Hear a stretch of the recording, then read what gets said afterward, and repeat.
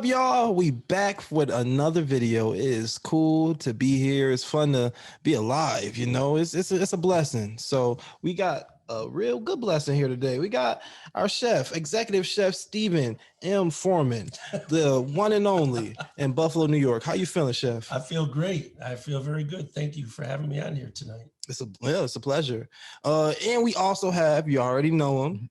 He just called him Baby Giannis, but we got Xavier Lamar. Yep. That's AKA Baby Giannis over there, by the way, Dwayne. Oh, I'm sorry. AKA, y'all. AKA. And D. Robertson. The one and only. Yes, indeed. Of course, Jamil, behind the scenes, the guy. So, y'all, we're going to be talking about food. Now, I know y'all love y'all some food. We in the city of Buffalo. We known for our food. And chef over here is, he kicking it up tonight. He's going to be teaching us some techniques. He's not going to be showing us any dishes yet, but he's going to be showing us some stuff that we can use while preparing some food. So, chef, what you got on the agenda? As far as cooking, you want me to just give you a little secret? Oh, yeah, a little something, just a little something. So to me, it's very important to not understand the fundamentals of cooking, okay? A lot of times people are very excited about what they see on the plate, but a lot of people don't understand how to get the food to look like that, what it takes to get the food on that plate, tasting the way it tastes, looking the way it looks. So this evening, I would love to cook you all a meal, but maybe we'll save that for another time. Yes. It's important to me that you guys understand the fundamentals of cooking.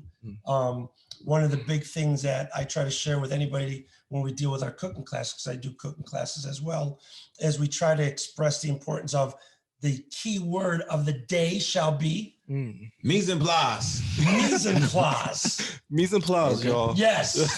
Very important for a chef in the kitchen to know his mise en place. So what is mise en place? Mise en place is a French word, which means things in place. Okay. You don't want to start a recipe, and while you're going through your recipe and you're getting all the ingredients and you got things in the pan, all of a sudden you realize you're missing an important ingredient. Now you got to stop everything. You go to the store to buy it. You end up shopping, getting a few more things. Next thing you know, you're tired because you shopped. And on the way back home, you go to Wendy's and go through the drive-thru. The meal that you just thought you were going to make that night. Yeah. You feel what I'm saying? Yeah. So that's why it's important to have mise en place, things in place. Okay. So preparation. Preparation is a big key when it comes to cooking. Can you tell us some of your ways that you prepare? Absolutely. Well, again, I make sure that my kitchen is clean. Okay. I make sure I wipe down surfaces. Food safety is important to me as well. So you want to make sure you sanitize everything, make sure everything's clean. Then I make sure I have my utensils, any tools I'm going to use, a specific knife or a specific pan or whatever it might be. I have that ready. And then, of course, all of the food that's in the recipe, I have it right there ready to go. So now I'm ready. So once I start executing, it becomes flawless. Ooh, with a capital Flawless. F. With a capital F. So, hey, y'all, I'm real interested because the smell coming from this kitchen right now, I wish y'all could smell it. It smells amazing. It's just the natural aroma of fresh food. So we're going to talk about some of your main dishes that you are known for. Oh, what I'm known for. Honestly, people ask me all the time, what do I love to cook? What's my favorite dish or what style? Honestly, I really don't have a favorite. To me, my favorite is I loved making sure that any plate I am making, any food I am making, that I execute it perfectly. I want all of the flavors to be spot on. I want the color of whatever I'm making, if it's a chicken or if it's a steak or if it's seafood, I want to make sure the cooking technique I'm using, I want to make sure that the color comes out properly. I don't want it to be looking burnt, but I don't want it to look bland either. You see what I'm saying? So, everything that I'm doing, I want to make sure that everything that goes into that meal, that dish, it's just spot on, the flavors, everything. So, I mean, I enjoy making anything, Chef, you're being real modest right now, because I remember, way back when on the Zoom meeting, we talked about just macaroni and cheese and knock your socks off. You biting through your knuckles. His exact words were, your grandma's mama macaroni and cheese ain't got nothing on mine, right? I remember that. Did I say that? Yeah, I remember him saying that. Oh, oof. I do make a mean mess. I'm not gonna lie to you. It's there. Okay. It's there. Let me tell you why it's there. Okay. Again, everything to me, remember, when I talk about cooking, everything, it's always about technique. Okay. At the fundamentals, at the very foundation of it. For instance, mac and cheese. It consists of what? Cheese. Milk. It consists of milk, consists of your pasta, right? So it seems pretty easy, right?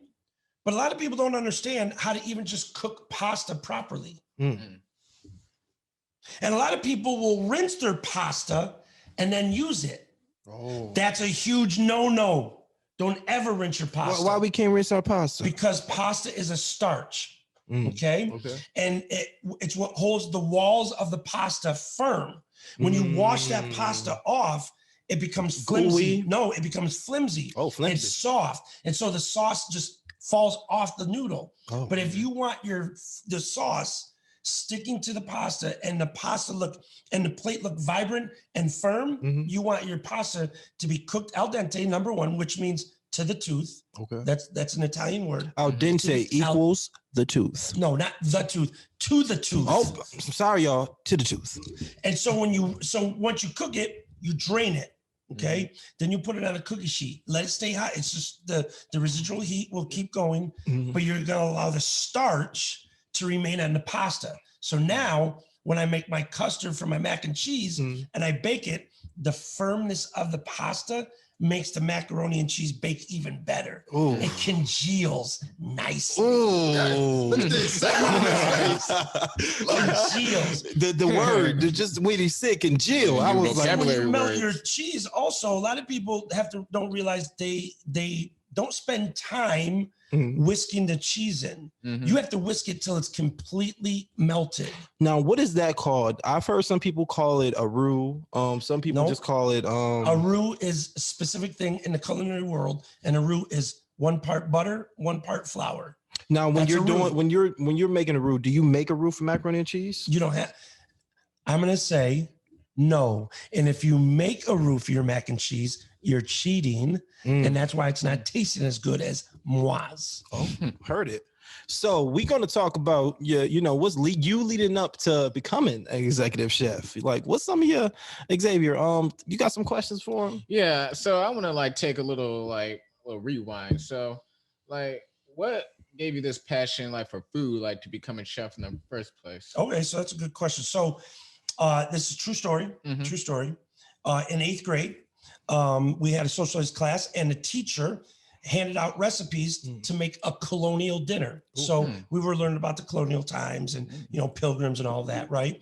And so she gave me a recipe to make snickerdoodle cookies. Y'all ever hear of them? Oh yeah, I love them. So she gave me a recipe. I was in 8th grade. I've never cooked in my life ever. Okay. So she gave me the recipe. I bring it home. My mother shows me how we call scaling. Scaling means measuring out all the ingredients. So we got our mise en place together. She showed me how to do it. We baked the cookies, brought them to school. Everybody loved them. Wow. I made snickerdoodle cookies every single day for 1 full year. Wow. Every day. People were buying them. No, I was in 8th away? grade. My family was eating them. And until it took my father to come home from work one day, and he was basically, you make one more cookie, I'm gonna beat the mess out you. They were cooking out. Wow. But on a serious note, it also, and not to make it sound, but this is a very important part of my history of why I'm a chef. I had some very heavy trauma occur in my life early. And cooking suddenly gave me something that put hope back into my life. It helped me to see myself as capable of overcoming and achieving. Now, ultimately, I'm a pastor now, and, God really healed me from a lot of stuff. But the start of it was when I started learning how to cook, and it became my passion because it gave me a new identity where the trauma had deeply affected me. So now I'm learning how to cook. I'm starting to reestablish myself. And then from there, I just started to have a desire to be a chef. Chef, a lot of people have this crossroads they have to encounter in their life. Do you feel cooking was your path that you chose correctly out of all the decisions you could have made? Absolutely. I mean, hindsight will say, yes, it was definitely a great decision for me. Okay.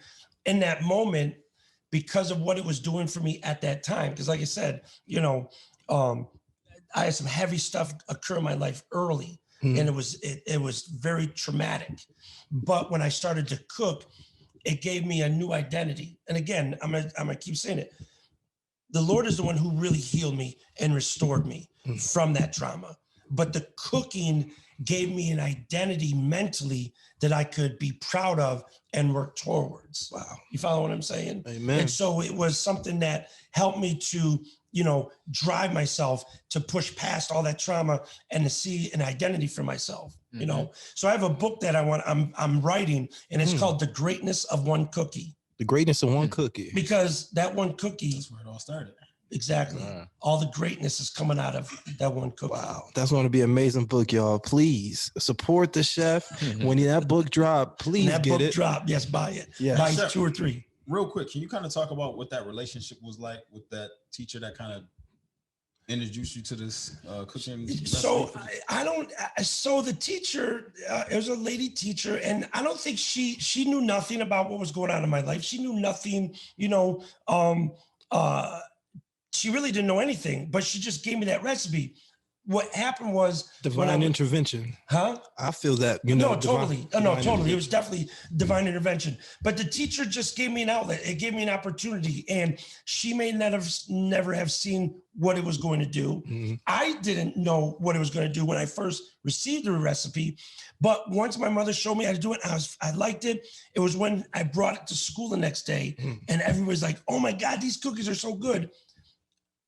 In my mind, a light clicked, like, this is what I'm good at. Well, it gave me something for Steve Forman. I'd lost a lot. And at that moment, it gave me something back. It helped me to see that I can do something with myself. And so again, I didn't see the greatness that was going to come out of it. But at that moment, that was where I was going. Right. It gave me peace. I enjoyed it. It allowed me to see I controlled it. Nobody else could take that from me. I controlled that. And so it just drove my psyche, to help me move forward. And again, it's not like a self-help, but it was. But ultimately, I'm going to keep saying it. It was only the Lord that gave me the ultimate deliverance that I needed, the clarity, the peace, But with that cooking, he definitely used that to help me get to that place where he was going to, deal with me one-on-one. Right. So, chef, how long have you been executive chef? Oh my goodness. I've been an executive chef. Well, let me say this real quick. So a lot of people are executive chefs, right? They have the title. I'm a certified executive chef, and I don't mean there's a difference. There is a difference. And the reason why I say it's a difference because I've actually passed tests, and I've met a standard by an international body called the American Culinary Federation that has granted me the right to be called a certified executive chef because I've met an expectation of their standards. So now anywhere in the world, people would understand if he's a certified executive chef, he has a certain standard. Okay. So I could say I'm an executive chef, which a lot of people can say, right? But have you met the standards of a certified body recognizing you as a certified executive chef? So therefore, it kind of like gives you more credentials. Okay. So as a certified executive chef, 5 years, being hired as an executive chef for companies close to 20 years. Wow. So when you finally made that decision, I love being an executive chef, but I want to become certified. What was going through your head? I was intimidated. I'll be honest with you. The certification was very intimidating. And the company that I work for, Delaware North, they give you an incentive. They give you a bonus when you certify. So there are several certifications there. It starts off, like level 1, you go up to level 4. The last certification is a certified master chef. There's only 74 certified master chefs in the United States. Wow. Out of millions of chefs, there's only 74 certified master chefs. I'm giving myself 10 years to become a certified master chef because that's training. That it takes a lot of training. It's a 10-day test for 10 days. It's grueling. Like you don't even sleep. Like there's so much preparation. So you have to endure so much mentally, physically, and understand the concepts that they're looking for when you become a certified master chef. But anyways, The other ones are just as difficult. The certified executive chef, you have to do a 3-hour cooking practical, and you have evaluators watching you. Like they're watching you every step, like you're cleaning, you're cutting, the measurements and everything. And they tell you should practice your program, which is your 3-hour cooking practical that you have to do in front of them. They tell you that you should practice it at least 10 times. A lot of people will only do it 3 or 4 times, and they'll pass because whatever, but you could see there's a lot of flaws. You could tell who has it down and who doesn't. So I practiced mine 10 times. And let me just say this. Do we have time to say something real quick? Oh yeah. When I first I went to Cape Cod to be to start the training for a weekend, and there was an executive chef from our organization who was supposed to, help us and teach us. Okay. And I'll be honest with you, I was the only Black one that was in the room out of 4 other executive chefs, and the executive chef that was going to teach us was white. And again, I want you to understand what I'm saying, because I want to impart some mental courage to people. Okay. When I went in there, we were all preparing. We had to do 2 runs. So you would have to be there cooking for 6 hours straight. You do your first 3 hours, he would evaluate you, and you would do it again so he could see what kind of changes you made to your program. So we all did it. We all had 3 hours. I was 20 minutes late, okay, which is acceptable because it's my first time doing it. Right. As far as practicing, 2 other guys were 2 hours late. Another guy was 3 hours late. And one guy didn't even finish his first run. He just stopped. Now listen, when I got evaluated, this chef railed me. He screamed on me. He said I was arrogant. He said I gave him no respect. He said that my food was trash. He dumped the lobster shells out of the garbage onto my counter. It said, you see, he's just going off. Gordon Ramsay? No, it's worse. So listen, what I've achieved in my life and what God has done in my life, I fear nobody. You can't intimidate me. All you're going to do is drive me to prove you how wrong you are. You with me? So while he was going off, I just stared at him. I looked for his soul through his eyes because he was not going to intimidate me. So he went off and, he graded me and everything was horrible. He said, you will never pass. This sucks. I just stared at him. Now I knew I had a second run to do. All the other guys in there, he never even evaluated me. He just looked at it. Oh, this, that, and the other.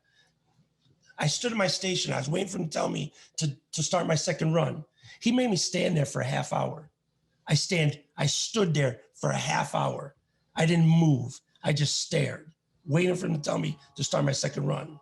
Now listen, I did my second run. He gave me some props. From that moment until I had to actually do my certified executive chef examination, I did it. That when I actually did my actual test and the evaluators that were there, all of them had said, we have never seen somebody do their practical the way you did it.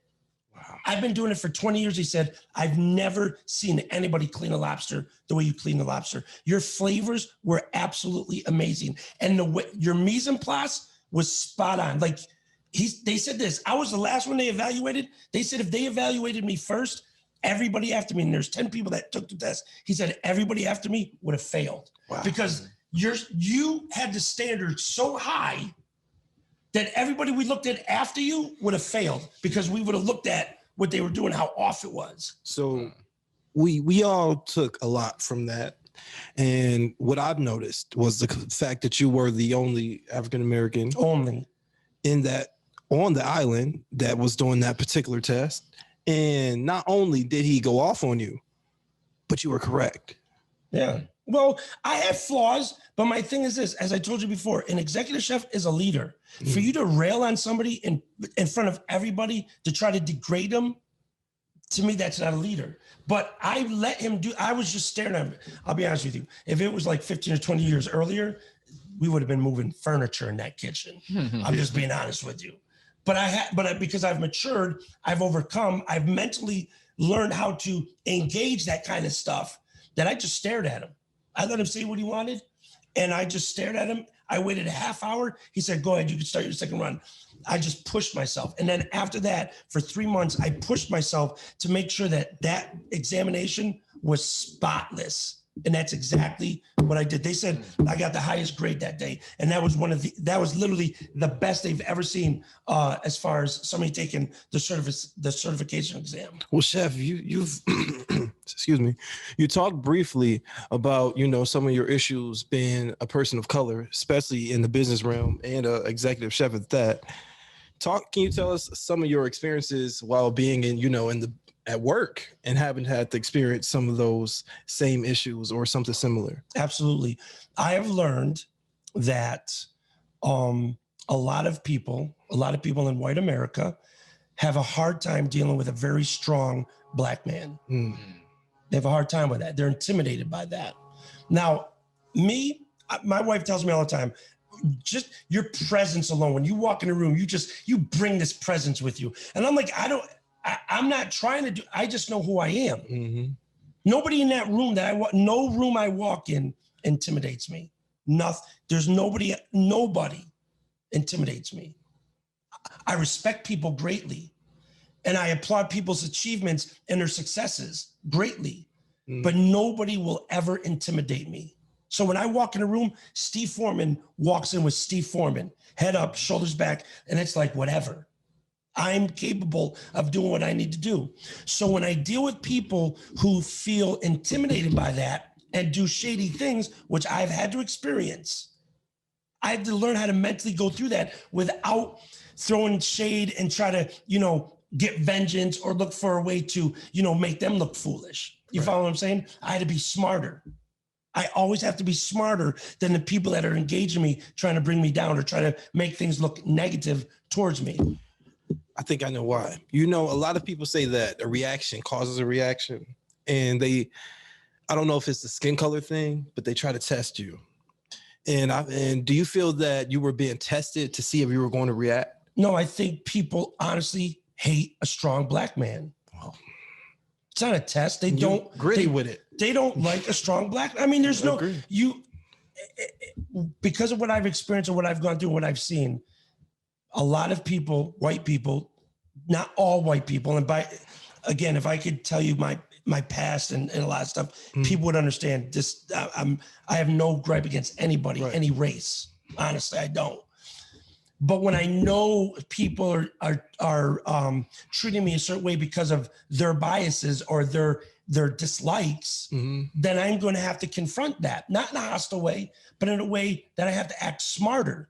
So when you try to come against me, I'm just going to have my ducks in a row ready to respond accordingly. You always have to be smarter. You have to be smarter than the people that are trying to become your enemies. I don't have to be vindictive. I don't have to be vengeful. I just have to be smarter. So when you're in a meeting and they try to call you out, you have everything in a row. You explain to them, I'm sorry, you're mistaken, because in our last meeting, according to my notes, somebody else was supposed to, and you just read them off. Right. And I smiled on that one. And I just sit back and I let them muse in their little anger or their petty feeling because they were just called out. When they thought they were shooting a dart, oh, I'm sorry, my shield of faith is up, took that out of the way. And then I respond accordingly in a gentle, mild voice, but firm for them to know he's serious. Right. I've been written up wrongfully. I mean, wrongfully. It was blatant wrong. And I even went to higher levels and they wouldn't do anything about it. And sometimes you have to just take that L, but position it. I'll be honest with you, I position it. So now you gave me this write-up, or you say I did whatever you say I did, okay? I'm gonna hold that. I'm just gonna keep that in the bank to remind everybody that why is that person now getting away with it when I know in my files it says the same thing? Right. What are you gonna do? So now I'm holding you accountable. The bosses that are above me. It's good to keep a paper trail. I'm learning because I don't write notes. That's my problem. You got to be smarter than the people who are coming against you. You can't physically attacking people doesn't work. Okay. But if you can be smarter than the people who are attacking you, you can now show their ignorance on the table. Right. It's there. Yeah, just because you look like Vin Diesel and got Vin Diesel doesn't mean you gotta move like Vin Diesel. I ain't gotta move like that. I ain't gotta move like that. Hey, Chef, Yeah. you know, throughout your 5 years being a certified executive chef, what's some of the most complex dishes that you've had to create? Complex. Jeez. Nothing's complex for Chef Stephen. Oh, is it? You know, I don't know what you want me to say to that, because it's like, to me, the challenge is, so I have to cook for owners. I have to cook for the Pagulas, or the owners of the Bills. I have to cook for them. I have to cook for the Jacobs, who are the owners of Delaware North, where I work for, who own the Boston Bruins. I have to cook for them. I have to cook for all the CEOs of all of the Delaware North people. So when they come to my unit and they have a special menu that I have to write just for them in their suite, that's crunch time. That's like, I have to know, everything has to be spot on. Like, nobody cares. Everybody else is saying, no, that suite and that suite's important, but that suite that you're about to provide food for, because all the CEOs or the owners are in there, you better have it right. Right. We just fed the commissioner of the NFL at the last playoff game. Wow. Yeah, he was here. So I had to prepare his food. I had to make sure his food was accurate going into the suite. So to me, finesse is the flavors, the components, as I said before, but being able to execute it while you're still managing the whole stadium, while you're managing everybody else. And you have to be mindful of all the other problems that could be occurring. You have to be able to manage that in your mind while your thoughts are also on, man, I got to make sure this food is going to be spot on for them. Because I'm going to tell you right now, it falls on me. If the meal is bad, it falls on me. Even if a sous chef was responsible to making all those meals, and my bosses come to me and they say, why? I don't blame my sous chef. It's me.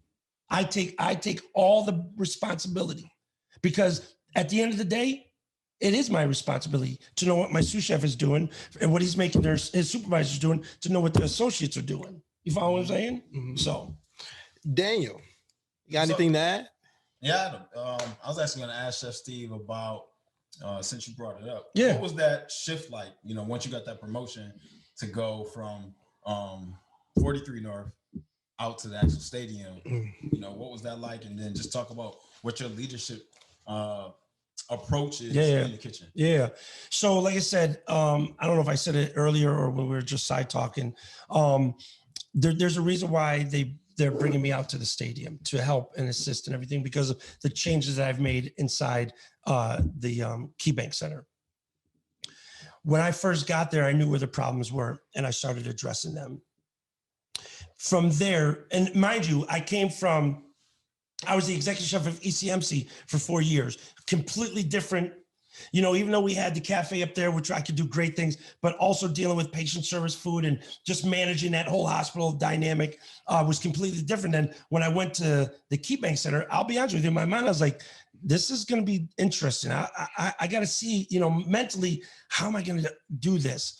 And I went in and I just started knocking it down. I started, you know, addressing the problems, taking on the challenges, and incorporating the leadership skills that I've learned, and I started to apply them. And the biggest one was learning how to engage my sous chefs and helping them engaging everybody else. So I was able to help them all learn how to lead properly. So I took all those skill sets and started doing that out at the stadium. Now, of course, you're the new guy on the block, right? Yeah. They have their way of doing things. Everybody has their own way of doing things, right? But it hasn't been working. And there's a reason why somebody's being asked to come and help assist in making changes. And I just use the same principles. I would just pull people aside. Hey, explain to me. And then I'll tell you what, how about if we try this? Let's just try this and work at it and see what happens. Right. And as long as you're helping people see you're empowering them rather than condemning them, a lot of times they buy in. Now it takes a little adjustment. You got to, you know, stroke their egos and work with them and help them see that you're for them, which I am, but I also have a job to do that. Basically, at the end of the day, we're still going to do it this way. We got to go this way. Right. But I want you to see that it's actually going to be better. It's going to be more efficient, but it's also going to empower you with more skills, because you're going to be a better worker. You're going to be doing it more efficiently. And then ultimately, you're going to make the company look better, which is going to definitely make you look better, because you're the one that did that. You see what I'm saying? You seem like You you, get that? I'm sorry, but you seem like you had this idea that you were going to be something of a leadership role already in place. When did you realize that you were going to be more than what you set out to be? Let's back up. Let's back to high school. Okay. Even probably around 9th grade. I think it was somewhere around 8th or 9th grade, 9th or 10th grade, because it was after I started doing cookies. And my mother and I were in the kitchen, and I'll never forget it. I told my mother, I said, Ma, and at that time I was out of control. I was just wild. I was just crazy. I was crazy. So when I say this, and what she probably heard was like, my son's losing his mind. Because, I was raised in the church and everything, but I was wild and I was not doing anything that I was supposed to be doing. And I said to my mom, I was like, Ma, I think God's going to use my voice one day. I think he's going to, mind you, my mind is not even thinking. I don't even know what I'm saying. Like, I'm not even thinking about God. I'm not trying to, but I just said to her, and she's like, he could. Yeah, I see that. She's probably thinking like, first of all, you need to get your life right. First of all, that's what you need to do. She's probably thinking, but I forgot that conversation. And then I went through high school, a lot of trials, a lot of different things, went to college, worst things, just crazy things. And then my senior year at Buff State, I don't know, I started having this urge to start reading my Bible. Honestly, it was like nothing was like, there was, I was dealing with a case. So, but it wasn't,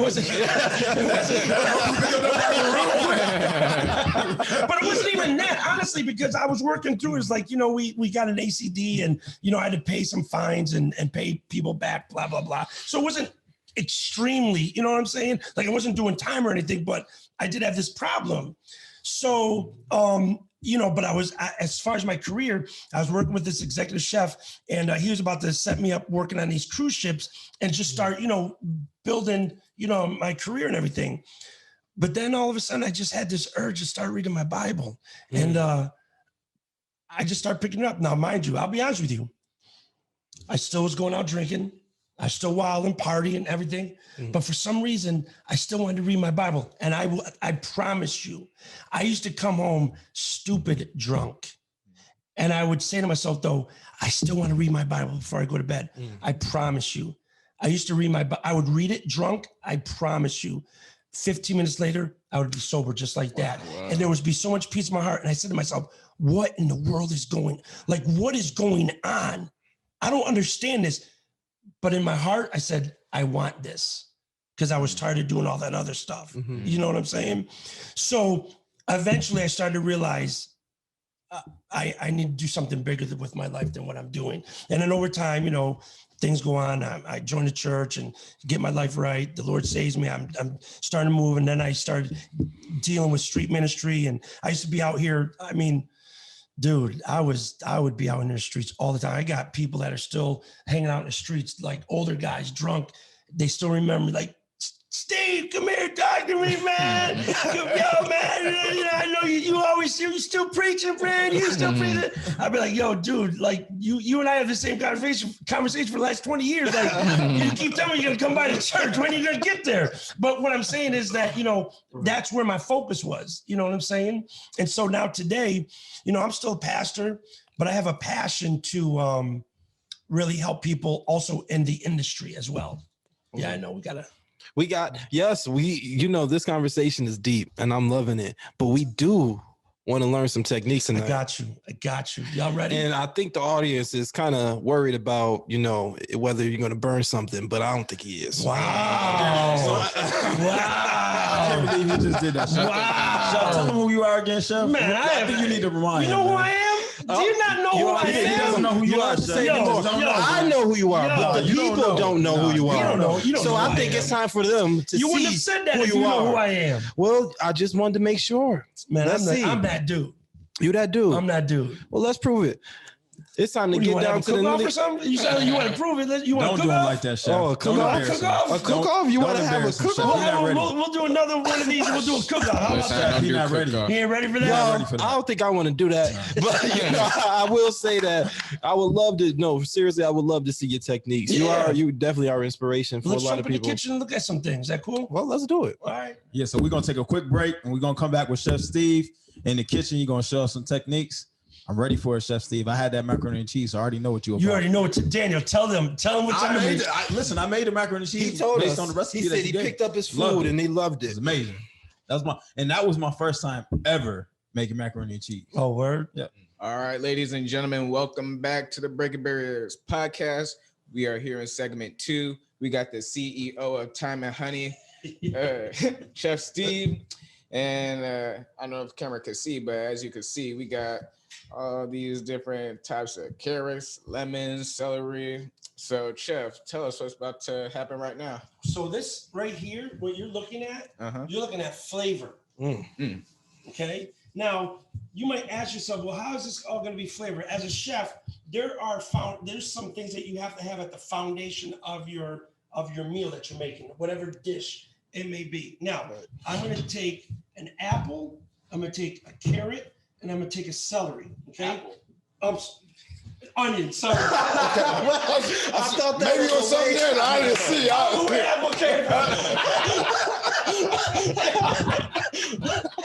Yo, I must be tired of I want to make apple pie or something. Lord have mercy. So, onion, carrot, and celery. Now, right here is the foundation to many soups. And I'm going to tell you why. When you combine these three, it's what we call mirepoix. Mirepoix.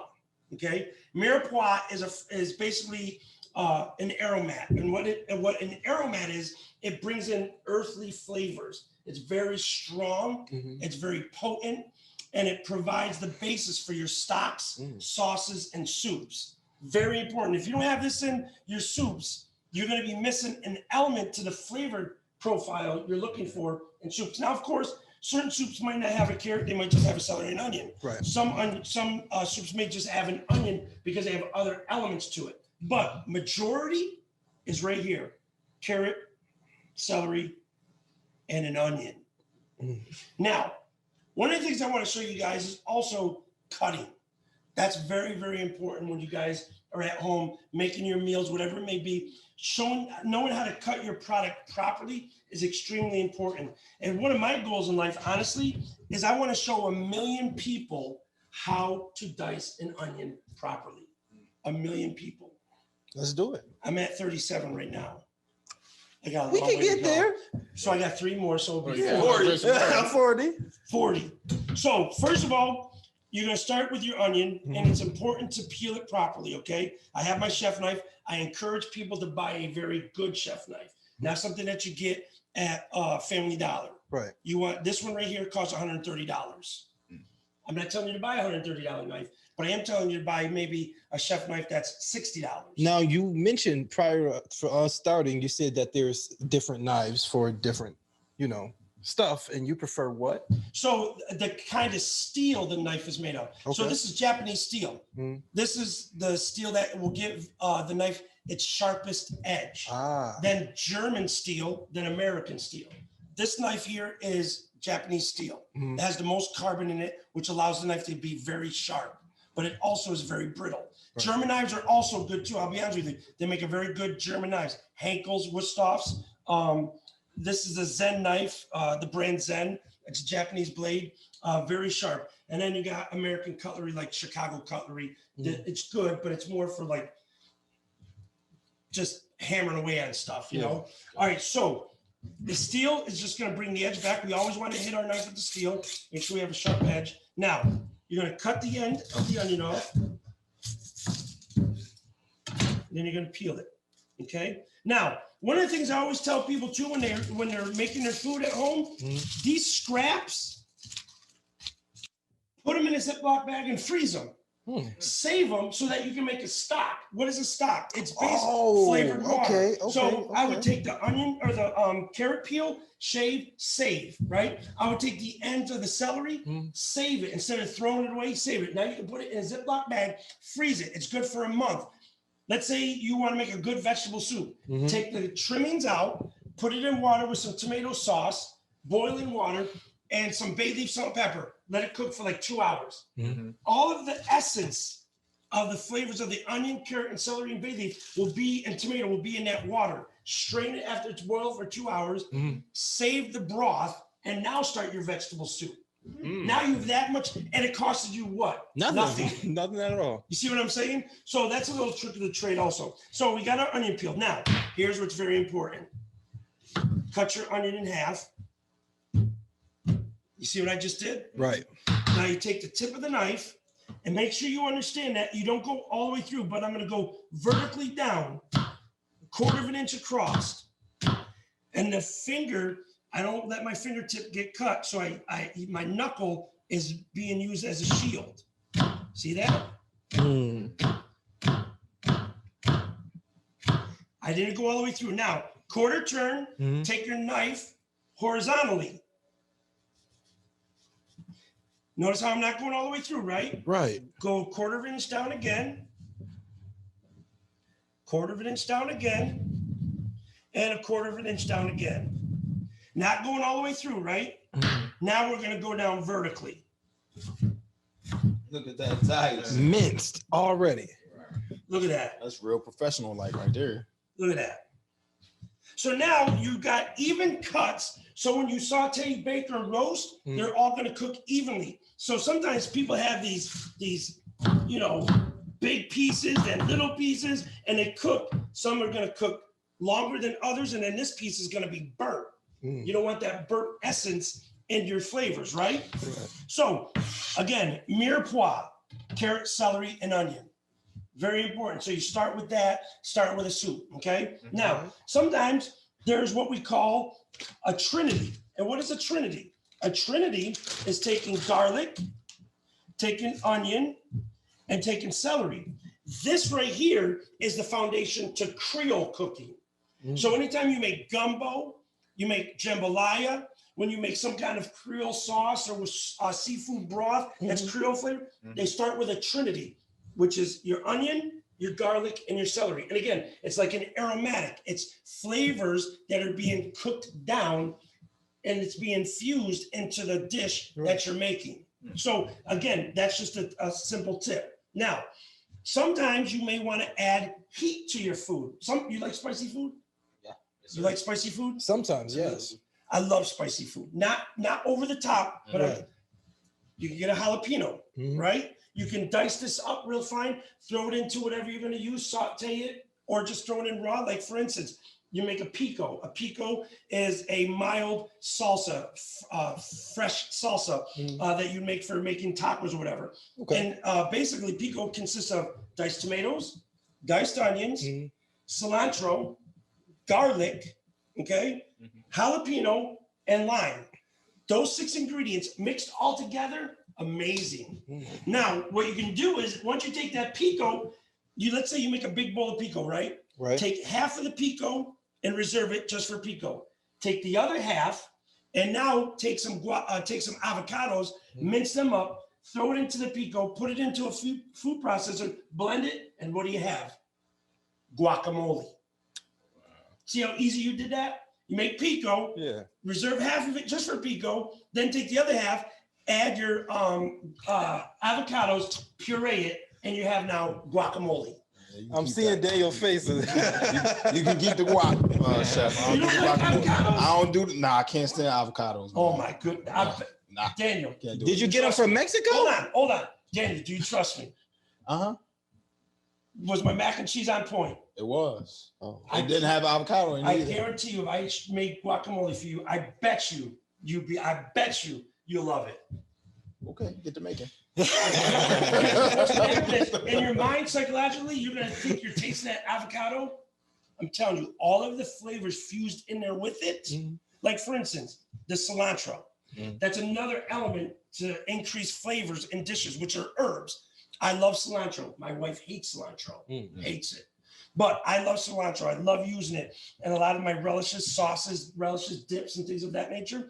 But you can use thyme, you can use fresh oregano, you can use fresh sage, you can use fresh parsley, flat parsley, Italian parsley, cilantro, rosemary. It depends on what you're using for, but fresh herbs are a great way to add flavor to your food and cut down on the amount of salt that you put in your food. Okay. You follow what I'm saying? Yeah.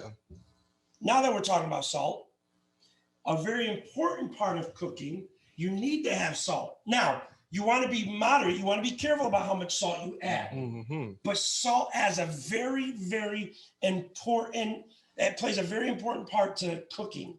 And it does two things to food. Without Daniel saying anything, I can tell you what it doesn't do. What Can I tell you what it doesn't do? what doesn't it do? Salt does not add flavor to your food. It does not add flavor to food. Salt is not a flavor. It is a taste. Okay. Okay? So you have to learn to manipulate the ingredients that you're making to bring out their natural flavors and creating a taste that gives you that delight of what you're making. For instance, when I was talking about pico, it's the cilantro, it's the lime, it's the garlic, it's the heat. But what brings it all together? Salt. Why? Because the two things that salt does is it minimizes the bitterness in food and it elevates the natural sweeteners that are in food. Tomato has a bitter flavor to it. The skin, okay? The tannins that are in the skin make it bitter. However, tomatoes also are very flavorful, fresh. So to bring out the natural sweetness and minimize its bitterness, you put a little salt over it in the whole dish, okay? I've known people to just cut a tomato and put some salt on it. Just like that. My grandmother, she was from the South, so she used to love just cut tomatoes and put some salt on it and call it a day. Nothing else. Yep. Wow. Nothing else. Yep. So that salt helps bring out the natural flavors that are in the tomato, the natural sweetener, but minimizing the bitterness as well. So we got fresh herbs, we got the salt, we got the pepper, we got our aromats, our trinity. But now let's talk about citrus. Okay. Citrus, listen, when you make a regular salad, let's just say you make a regular salad at home, okay? You add some chicken to it on top, you know, you got whatever. Don't add so much of your creamy dressing. First, zest a lemon over it. Okay. A little bit of salt over it. Then drizzle a little of your dressing, mix it around, and then taste it. I promise you. Totally different taste. What? Oh. The citrus is going to make it just come alive. Okay. You can use a lime, you can use a lemon, you can even use an orange if you want, okay? But it just brings out so much flavor. Now, when I sell my wraps, when I make wraps, and I used to, cook and make wraps and sell them, what I would do is I would put a little of the lemon zest in the center of it, roll it up. It just brings out so much of the different flavors. If there's heat, it brings out more of the heat. If there's that sweetness, it brings out more of that sweetness. It adds such another element of flavor to your food. And again, it's cheap and you're not adding so much sodium, you know what I'm saying? Using that fresh zest. That's why they say put a lemon on a lime and then the lime, put some salt on the lime to take away from the acidity. We are not taking tequila shots. I have no idea what he's talking about right now. Oh my gosh, Dwayne. What, we got a bartender over here or something? I quit. Lastly, real quick, I want to talk about, I do cook with wine. So, I thought that was sake over here. So. This is white wine, and this is a great way of, again, cooking with wine. Now, when you cook with wine, you do burn out the alcohol and you get the natural berry essence flavor that remains when you're cooking with wine. Yeah. So that's what helps add flavor. Like I would add it to a lot of my sauces that I make for my meats, for my chickens. I'll add white wine. It gives it just a little bit more sweetness, a little bit more flavor to it. Of course, oils help with flavorings. This is regular vegetable oil, but you can use olive oil, grapeseed oil, avocado oil. There's a lot of oils that you can use to put more flavor into your food and make it healthier, because one of the things you want to think about when you're cooking is you do want to learn how to minimize the amount of sodium intake and fat intake. Now, fat is good. I'll be honest with you. I cook with butter. Right. I love butter, but I do it in moderation. You know what I'm saying? And sometimes a great thing right here, just these 3 pieces right here is a great combination to make something with fish. Brown the butter. Listen, brown the butter. Like take the raw butter, put it in a saute pan, let it brown. You'll start watching it brown because the heat is going to start, caramelizing the butter. Then when it gets to a certain color, you squeeze lemon over it, hit it with white wine, let it reduce. Then you put it over some fresh fish, out of the world. Just out of the world. Little dash of salt also. Out of the world. Like, you'll just be like, yo, Chef Steve is amazing. Like, we need to hire Chef Steve. Virgin olive oil and regular olive oil, what's the difference? So it depends on it's measured by the press. Okay. How many times it has been pressed. Virgin olive oil, it's only been pressed once. After that, they just regular olive oil, second press olive oil, and things of that nature. Okay. Is there a difference in? Yeah, the flavor profile. Okay. Yep. So I hope you guys learned something today. I hope you're gonna take some of these tips and techniques home with you. Yeah. You know, I'm gonna start saving my orange scrappings and everything else. there you go. You can do that. Definitely do that. Well, thanks again, Chef Steve. We appreciate you welcoming us into your kitchen. Yeah, absolutely. Make sure everyone goes to check out Thyme-n-Honey. Yes. Thyme-n-Honey. Right. Yes. Yes. That's how you gonna make your money. Chef,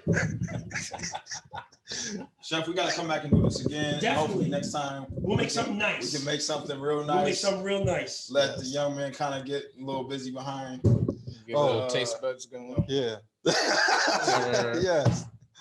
Chef Steve, as always, you the man. Thank you very much, man, for that amazing No doubt. demonstration that you kind of put together over there for us. I can't wait until you challenge this guy over here in a little cook-off. I'm gonna have to do my research. We're gonna y'all. do a chop. We're gonna do a chop series with this dude. You always talk about how we're gonna eat our knuckles. He probably gonna eat those words that night. All right, y'all. It's time to wrap it up. Y'all know it's been real. So please make sure you subscribe on all social media platforms: Stitcher, Apple Podcasts, Google Play, and iHeartRadio. And a big shout out to our partners at Say Yes Buffalo and the Greater Racial Equity Roundtable. And well, that's it, y'all. And you know we're gonna be back, and I'm probably gonna lose. And Chef Steve, you got anything you want to add, especially your social media accounts, because they want to hit you up. Yeah. First, I just want to thank everybody for having me with you guys. I hope you learned some good things. I hope the things I said were inspiring. But if you do want to check us out, we actually, I have a company called Thyme-n-Honey. Okay. And if you go to Facebook, you'll find us, Thyme-n-Honey.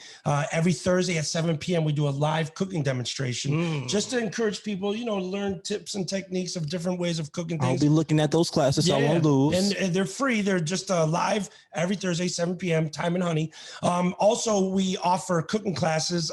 As of right now, we've kind of had to stop because of COVID, but you can still check out our website, which is buffalocookingclass.com. So that's buffalocookingclass.com. And check us out. Like I said, my company's called Thyme-n-Honey. And the way you spell Thyme-n-Honey is not T-I-M-E. It's T-H. T-H-Y-M-E. Oh, that's clever. Dash the letter N dash honey. Okay. Thyme-n-Honey rhymes with, time and money. Thyme-n-Honey, you know what I'm I saying? see you. And there's another reason, because there's only 2 ways of cooking food, or 2 types of cooking food: sweet and savory. So thyme and honey are those 2 components. Thyme is savory, honey is sweet. Follow me? I follow you. So it's Thyme-n-Honey. Check us out. All right, y'all. Check them out. Thyme-n-Honey. And we're about to go get that money. See y'all later, y'all. Peace. Peace. Thank you. Take care.